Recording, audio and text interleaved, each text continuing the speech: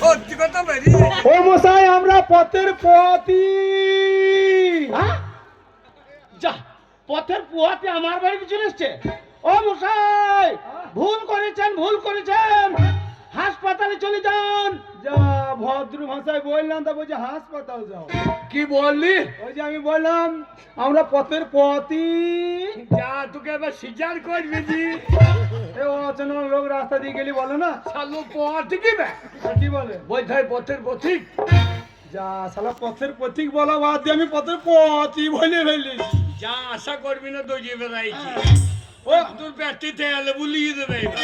ও মশাই দরজা খুলুন, বিরাট বিপদে পড়েছে, দরজা খুলুন, বিরাট বিপদে পড়েছে, দরজা খুলুন। তখন থেকে খালি বারবার বিরক্ত করছে, বলছে তোমরা কারা? না আমরা কারা লয়, আমরা মোষ। বারে বারে কারা কারা, আমরা মোষ। ও তাহলে নিশ্চয় কোনো পাইকের খবর পেয়েছে যে অমুক চাষির হালের মোষ মারা গেছে, তাই জন্য আমার মনে হয় হালের মোষ এনেছে। তাও মশাই বাইরে কেন, ভেতরে আসুন, ভেতরে।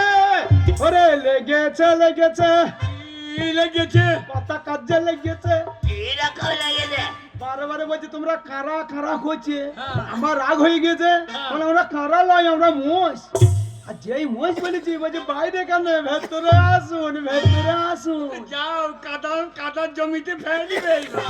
শোন আমার মনে হয় ও চাষির মোষ মরে গেছে।